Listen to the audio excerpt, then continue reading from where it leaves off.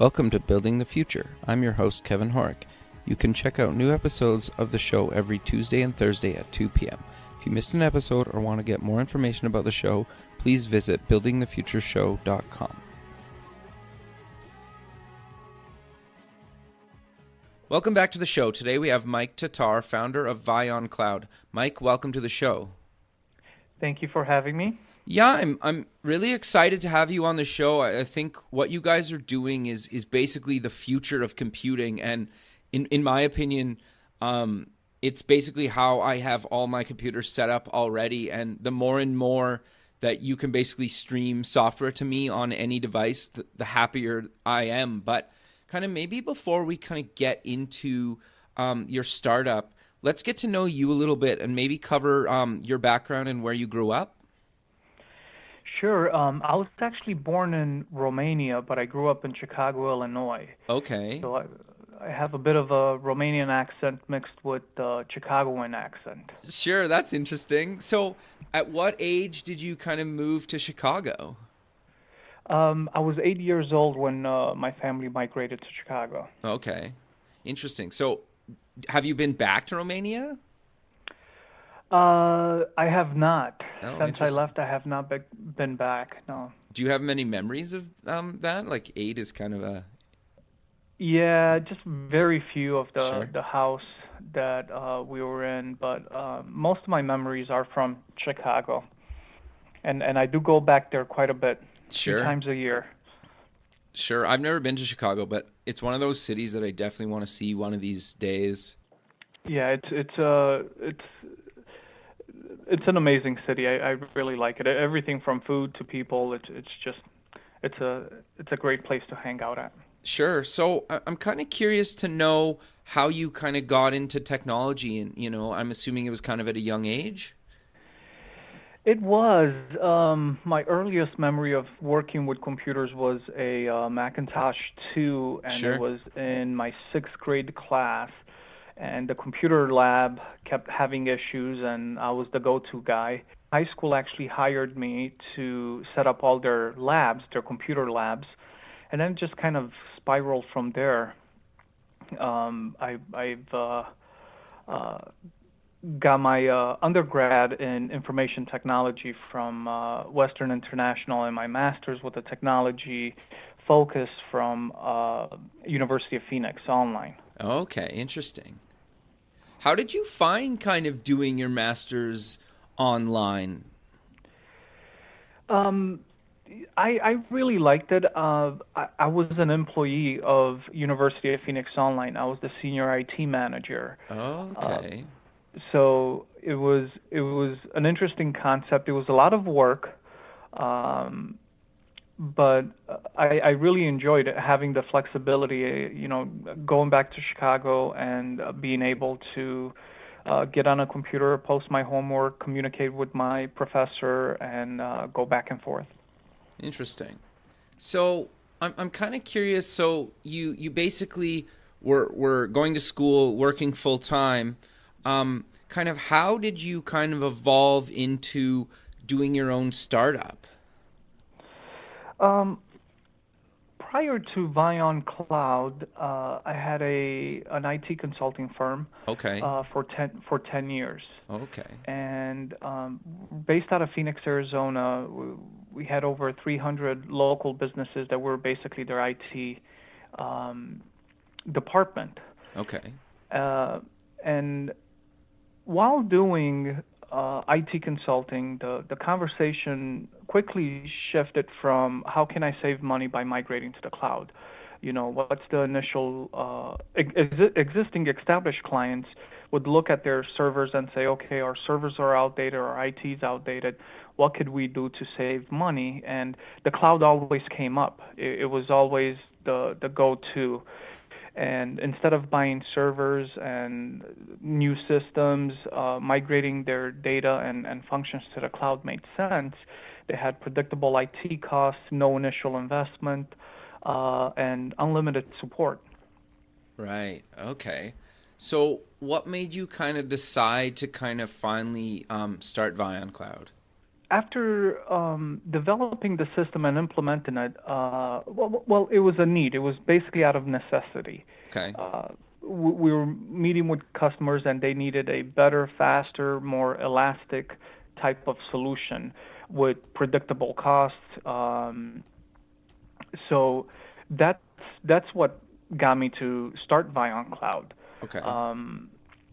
So it was pretty much out of necessity. We were talking to customers that didn't want to have an IT person anymore, didn't want to have a server, didn't want to have all the headaches that came along with traditional IT.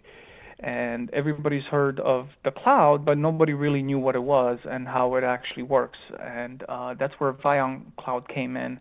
And we showed them that you can have all your applications, all your desktops, and everything that you would have in-house in the cloud with the added feature of accessing it from anywhere, plus at a much lower cost. On average, we're saving a typical office 42% Wow. in IT costs a year. That's incredible. So, what year did you start it? Vion Cloud was established in 2012. Okay. Okay. So a few years ago now. Yep, Actually, that's a long time for a startup, right? correct. Probably not even Yeah. considered a startup anymore. But so I'm kind of curious. So you kind of mentioned that it's basically being able to access anything from desktops and applications and stuff in the cloud. How exactly does it work, and kind of what types of applications do you guys usually do? Sure. So the way it works, you look at your typical office environment now. They have a server, they have email, they have Outlook, Office, they have quite a few applications that they use. Some custom applications, databases that they wrote. Some are off the shelf, like QuickBooks, or their financial information, or Sage, or any other line of business application, depending on what the business does. So they would typically have, a server that handles all of this in-house, or maybe several servers. So the way it works is we literally take those applications and we put them on secure virtual machines in the cloud. Okay. And then we have an encrypted connection that could be accessed via an icon on the user's desktop or a web browser. And we support Internet Explorer, Firefox, Chrome, and so on. They would authenticate, and their applications or their entire desktop would be there. Interesting. So you can have all your desktops along with all your applications, and all the users within the company have access to the same files, obviously with the needed permissions, and the same applications as well. Okay, that's interesting. So you mentioned kind of you have a desktop app, or you can access it through the browser. Do you support kind of Windows, Mac, and do you support tablets at all? We do. So all of the above. We support Windows 7 all the way up to 10. We Okay. support all the Mac operating systems, along with Galaxy Tab or iPads or things like that. We can even get our products working on an iPhone or Oh, an Android phone. very cool. I'm just assuming that the screen's probably just too small to do some work, but it's nice to have if you really need it. Absolutely, absolutely. And with some of the newer phones, the screens are getting bigger and bigger. It seems like the new smartphones, like the iPhone Plus Sure. and the Note, Galaxy Notes, are obviously have bigger screens. So yeah, but you're absolutely right. The screen does, the screen does make a difference. No, that makes a lot of sense. So I'm kind of curious to know about your different kind of packages and plans that you offer companies.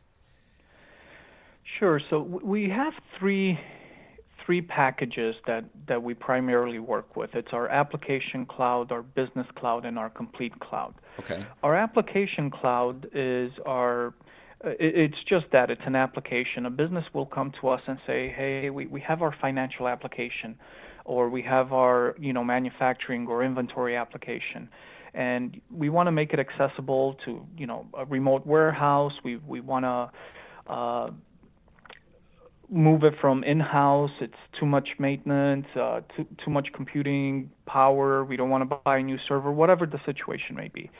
At that point, we would take that application and we would install it and upload it to the cloud, and then publish it to all the users within the company. And they just see just that application, not a complete desktop, not anything else, just that application. Oh, interesting. And it acts exactly as it would run locally. The funny part is that most of the times we would go into a client, and their biggest concern is that the application would actually run slower in the cloud, but it actually runs faster. So they're most of the times they're pleasantly surprised that the application's running faster than it did locally. Is that because you have like really powerful servers kind of doing all the hard processing kind of on your end, and they're basically just seeing the application and it's not actually doing any of the processing on their machine? Exactly. Okay. So we have these very high-end servers on the back end that could handle a lot more processing. Our disks are a lot faster than you would typically get on a small to medium-sized server. Okay. So that's what actually makes things run a lot faster. Okay. Now, our business cloud, it includes everything. So you can get rid of all the servers in the office. You don't have to buy high-end workstations that requires processing. You can get by with what they call thin clients, Okay. which are just these little dumb terminal type of computers. They don't process much. They don't have anything on them. They're just a method to connect to the cloud. Interesting. And the business cloud includes everything. It includes your desktop. It includes your antivirus. It includes, all the browsers that you use, all the applications that you have. So we build an entire back-end infrastructure that you would typically have in your office, but you can connect to it securely using HTTPS, the same encryption that banks and everybody else out there uses, to your desktop. Right.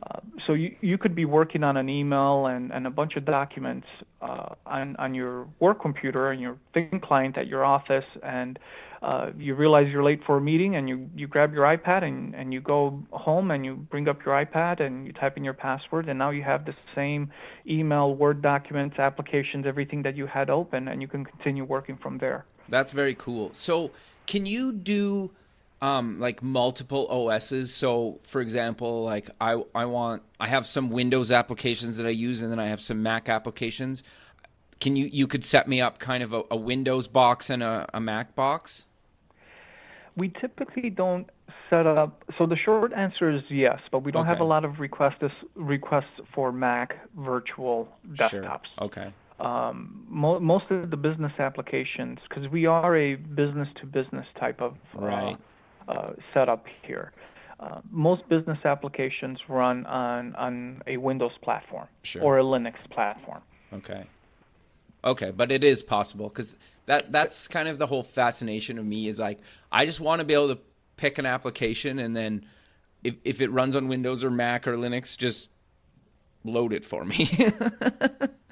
Right. So yeah, it's definitely possible.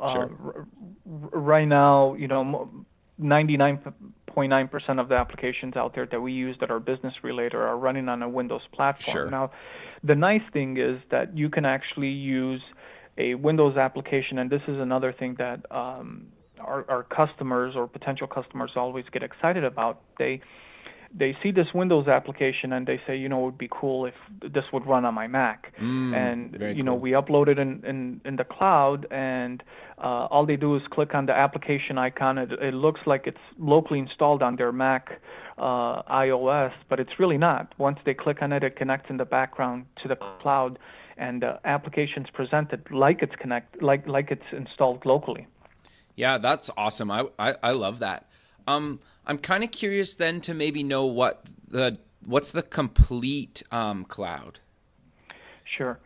So some of our customers are larger in size, and they have an IT department, and what they prefer to do is have all of their systems in the cloud, but they prefer to manage it. So at that point, we Oh, provide them with a network, with all the operating systems, all the servers, and everything that they need, but they still manage it. It's completely under their control, and they handle all the day-to-day operations on it. okay. And I would assume they have to go through a bunch of kind of training, or not really? It's actually pretty intuitive. We provide them secure access to all the systems. They will typically come to us and say, here are all the requirements that we Oh, have. 20, okay. 30 servers. We need it to be on this network, and we need a VPN secure link to our office. And then we turn that documentation over, and there is about 4 hours worth of training that we go over with Okay, them. that's not bad at all. No, no. So I'm kind of curious to know what is kind of the pricing for kind of each one of the different plans? Sure. We try to make it as simple and as clear cut as possible. So Application Cloud, it's $35 per user. It's just that simple, and A you can month, I'm load up to assuming? a month. Yes, Okay, yeah. yes, and you can load up to 3 applications. Okay. So if you have 3 applications that you use on on daily basis, and you have 3 users, you're looking at $105 a month to Okay. run all of your applications in the cloud and not need to purchase a server or anything in house. Okay, Um, interesting. our business cloud, it's $55 a month. And then with that one, again, you get a full virtual desktop that you can connect to along with all your Microsoft licensing as well. So you have access to Microsoft Office. The latest version, 2016, is out right now. So Outlook and Word, Excel, all those applications are included in our business cloud. Okay, so do I still have to buy additional licenses for those, or like every time there's a new version of Office, I just get it? You just get it. It's Okay, included in the subscription, so you never actually have to buy a Microsoft license again. Uh, interesting. the minute a new version comes out, it upgraded, and then we take care of it for you on the back end.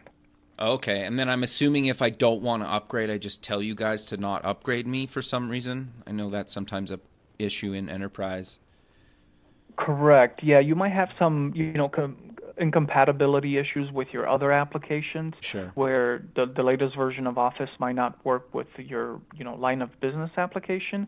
At that point, we keep you at a supported version of Office, so we keep that integration going.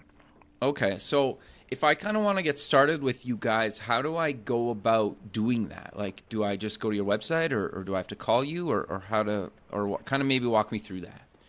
Sure, sure. The easiest thing to do is go to our website and sign up. We have a sign up link on the home page, and also on the application pages. You can give us a call if it's a more complex environment. If it requires our technical staff to meet with your technical staff or the potential customers' IT staff. But typically from our website, you should be able to just go in there, sign up, and within a couple of hours, we'll have your virtual cloud server and everything you need to get started. Sure. So I'll post that link in the show notes, but just for the listener, do you want to maybe spell out the website for people? Absolutely. It's vyoncloud.com. So that's VYONCLOUD.com. Okay, very cool. So I'm kind of curious to know. I know you touched on this a little bit earlier in the show, but do you want to maybe kind of compare in-house IT to kind of cloud IT, and why a lot of companies are kind of going towards the cloud compared to keeping servers locally and having some people on staff? Sure, absolutely. The IT industry is really changing. People are bringing their own devices. People are Sure. wanting to be more mobile. A lot of companies now are having employees working from home. Sure. They have a VoIP phone at home, so they're looking for mobility, flexibility, and they want to be able to predict what their IT costs are going to be. Right. So what we're seeing is a lot of companies will come to us and say, we're going to do our finance department where they can work from home. So we need a reliable solution that they can access. So that's one scenario. So wait, sorry to just kind of interrupt you. So you're seeing certain companies even just move certain departments, maybe not the whole company right off the bat? Correct. Interesting. So they're exactly. So, and the other thing that's happening is it's a way for companies to save money because they're not paying for office space now. They don't Sure. need as fast as internet connection and some other things. So yeah, they have certain departments that are working from home. They can access the system whenever they need to, and they have everything that they need in front of them and click of a button. The other thing that's happening is the bring your own device. Companies are buying less and less devices, less computers, and employees are bringing their own Mac computer, their own Windows laptop, and they're able to connect to the cloud and have their own private desktop there without having to install anything on their local computer or touch anything on their personal computer. It's all secure and isolated in that virtual environment. Sure. So it's definitely changing. The IT industry it's going from Monday morning our server's down. We called our IT guy. He's trying to get in. Unpredictable power failures and things like that cause hardware to fail, and those are things of the past now with the cloud. Sure. No, that makes a lot of sense. And it's even interesting because if you guys, well, sorry, not if you guys, if there's like powers down in my building, well, I can just go to the Starbucks or something else, right? And like basically pick up and where I left off, right? So it's interesting, and I love that kind of approach. I'm kind of curious to maybe cover a little bit more, and this is my own curiosity, about kind of running it kind of as an application or in the browser. Do you find much difference in kind of, I guess, speed and whatnot, or is it pretty much the same thing? I get that you still have like the browser bar and whatnot at the top, but is it basically just like a full-blown application running inside the browser window? It is a full-blown application running. It's not necessarily in the browser window.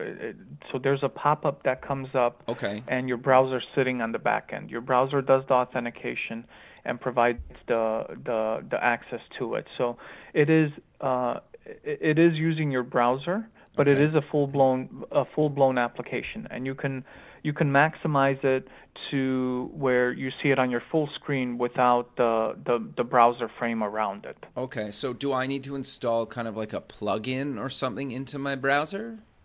Correct. So Oh, there's okay. the Microsoft Remote Desktop ActiveX plugin on browsers. Correct. So there is a plugin that you would be required to accept when you connect. Okay, very cool. So I'm kind of curious. You don't have to necessarily mention company names, but I'm just kind of curious about maybe cover some success stories of kind of companies that you've moved to the cloud, and kind of maybe if you cover departments or whatnot or whatever you kind of feel comfortable covering. But I'd like to kind of just share with the listener some success stories you've had. Yeah, I mean, we can, from the transportation industry to the medical industry. We recently did a medical office that has 5 different locations. Okay. And that's a perfect example because not only do they have 5 different locations, but they also outsource their billing department. Not outsource it, but decided to reduce office space and have all the billers, the medical billers, work from home. Okay.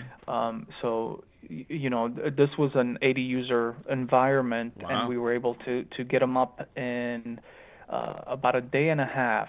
Wow, They were that's all that working quick. off, right? They were working off the cloud. So, but again, we have transportation companies that have offices in Florida, that have offices in Phoenix, Arizona, California, and again benefit from the exact same thing. They're all working on the same systems. They're in remote offices. Their internet connection doesn't have to be as robust as it used to be to access information from one office to another, because it's all locally and everything's just streaming to each office. So there's quite a few success stories out there that we've migrated to the cloud, and people are absolutely just happy about it. Sure. So I'm kind of curious to know what happens if I don't have internet connection. I'm assuming I can't use any of this stuff then? Correct. If your internet Okay. connection goes down, you would not be able to access the cloud. We had customers back east this winter with the winter storm that they had issues with their internet. Obviously their internet went out due to the heavy storms and stuff like that. And it's funny because people get very creative. I talked to quite a few of them, and they said, "Oh, I just turned on my cell phone at home, and I advised all my 15 employees to turn on their hotspots on their phones and connect to the cloud and continue working." Sure. No, that's interesting. So none of them had to go to the office or anything because the roads were obviously covered in snow. So they all worked from home. Sure. No, I think that's the thing that I know, like, I always have this conversation with people that, whether it's they get a new computer or whatnot, and they're always like, well, what works offline? It's like, well, in my experience, the absolute max you can do, even if you have all your applications stored locally and you have no internet access, is like tops an hour. It's usually closer to maybe 20 minutes to 30 minutes in my experience, because you need to either research something or look something up or pull something from email or so, like, if you don't have the internet, you basically can't work. And so whether you tether through your phone, like you just mentioned, or you go to like Starbucks or a coffee shop or wherever that has internet, you basically need the internet. And so that's why I think what you guys are doing is already kind of where everything's going to go, and there won't be servers inside of anybody's, office in the next, 5 to 10 plus years. And it's always kind of fascinating to kind of have people like yourself and companies like what you guys are doing kind of already, you're almost like kind of building the future, for lack of a better kind of term, right? And it's where things are going, because nobody wants to spend thousands of dollars on a computer anymore when they need things to run in a browser or on all their devices. They don't need it anymore. They just need like a cheap computer to access this stuff. You're absolutely correct. And you look at a new company starting out, a new medical office, a new construction company, or anything like that. To have that initial investment, or to not have that initial investment, Sure. is a huge help, because you can spend that money on marketing to develop your company. And as your company grows, you just add another user or another 10 users or another 100 users, and all your applications and everything's on there. So you don't have to have a physical location to store all of your servers and your technology. Now you can start a new company, have everything in the cloud, and have employees all over the country or all over the world. We Sure. have accounting firms in South Africa connecting to our cloud and Really? using it on a daily basis. Interesting. So how long does it take for me to onboard a new employee? Anywhere from 15 to 30 minutes. Oh, so basically that's way less time than it does to actually set them up if you have something internal. A lot less, yes, Yeah. because we typically build a custom template for you. So adding Okay. another employee or removing another employee, removing an employee takes about 30 seconds. Sure. Adding an employee takes about 15 to 30 minutes. Okay, interesting. I'm assuming that it doesn't make sense ever for me to just, like, if I have an employee leave and a new person starting, kind of say, like, hypothetically the same day, it doesn't make sense to just rename that employee. It makes sense to delete them and add them as a new employee, correct? Correct. We typically add new employees. We don't retain or rename the old employees that leave. Sure. No, that makes sense. I am curious, and I know I asked you this when we talked earlier, but Any luck on kind of Chromebook support? I know there was some kind of technical challenges that was kind of on Google and Chrome OS's end, but I was wondering if there's been any progress on that side of things. We're still working on development. Okay. As of today, we still don't have a plugin for the Chromebook. That's about the only device that I can think of that we don't support out there. We support Microsoft Surface, the RT edition, the Lockdown edition, all Right. Android devices, all iPhone devices. Part of it is Google as well. They're working on making their platform a little bit more open as well. The Chromebook was simply designed to be a internet browser only type of Sure. operating system. Yeah, no, I figured that was still going to be your answer because I know Google's like locked a bunch of stuff down where you guys can't actually get access to certain parts of the OS that you'd need to build a proper plugin and launch applications properly. So I get it's on their end, and I was just hoping that they made strides that allow, basically your technology to run on their platform, because I would love to move everything I do to a Chromebook, and it's not there yet, and it's probably years out, but a guy can hope, right? Yes, yes. That's all we have is hope.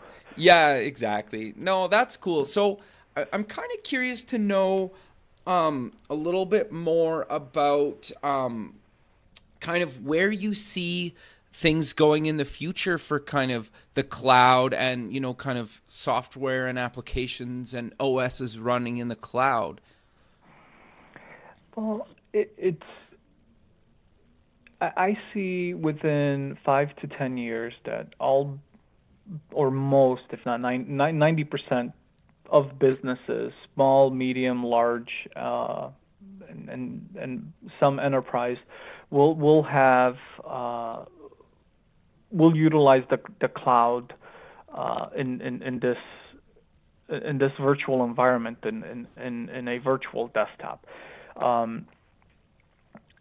I think that there's a lot of people are still scared of the word cloud. Okay. They don't know where the data is. They don't know how it works. They don't know how to migrate to it, and that's where we come in. That's where I think the hugest benefit that we offer is that it's a complete turnkey solution. Somebody will come to us and say, we have this application, but we have no idea how to get it in the cloud. We would love to see it in the cloud because we have remote users, but we have no idea how to get it there. And we do it all. We set it up from the ground up. We will set up the back-end cloud infrastructure.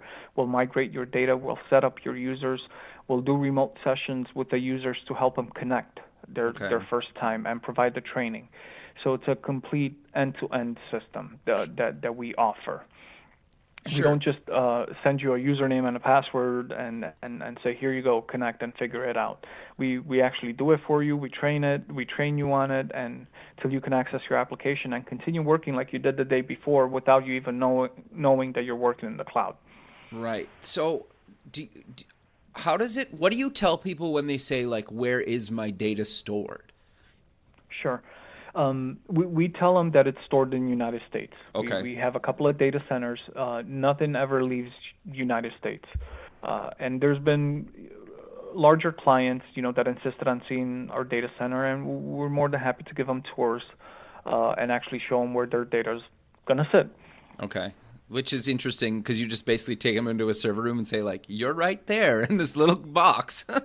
Well, it's the data centers are a lot more advanced. Sure. They see that there's 24/7 security equipped with tasers, and there's Really?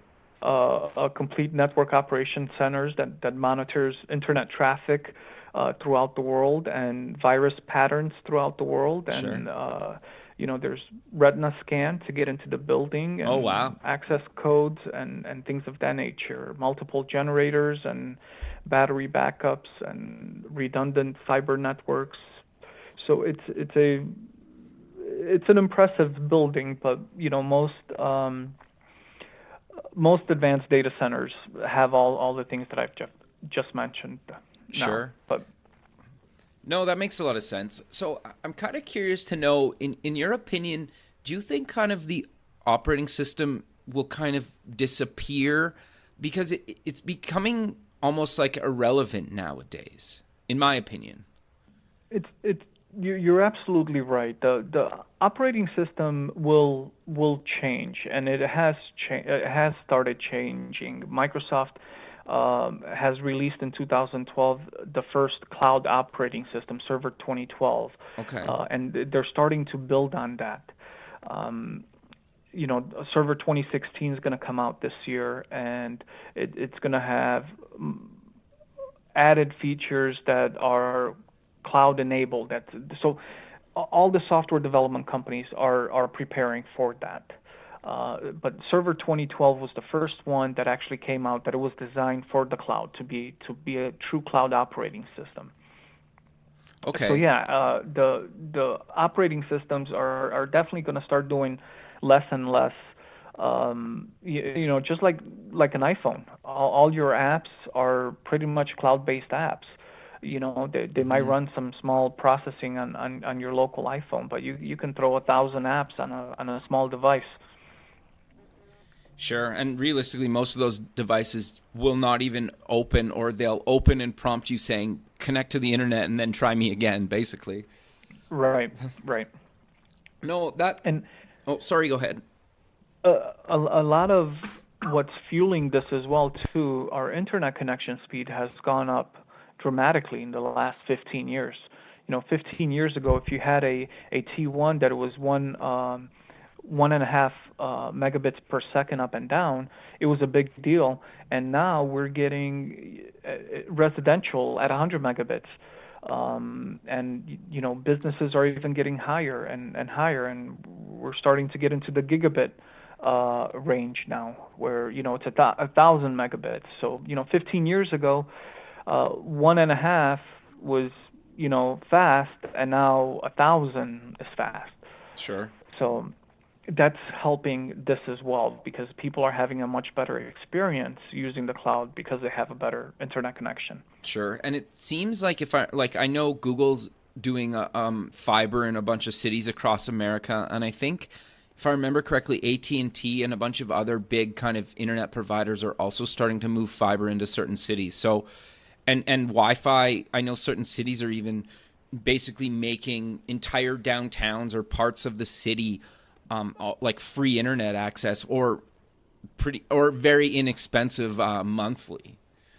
Absolutely. Yeah. So getting internet access nowadays, it's fairly easy. Like you said, you can go to the local coffee shop. You Sure. can go work from home. You can hotspot your phone. So yeah, these types of changes, it's just helping fuel the cloud. Sure. No, that makes a lot of sense. But Mike, maybe we're kind of running out of time, so maybe let's close the show with kind of promoting again where people can find Vion Cloud online. Any social media links you want to promote for the company or yourself? Sure. So again, they can find us at vioncloud.com, VYON cloud.com, and we're on Twitter, we're on Facebook, and we have all the social media links on our website as well. Okay. Perfect. Well, thanks again for doing this. This has been awesome, and I'm excited to see where you guys kind of go in the future. Great. Thank you. Perfect. All right. Well, we'll talk soon. Have a good day. Take care. Okay. Bye-bye. Bye.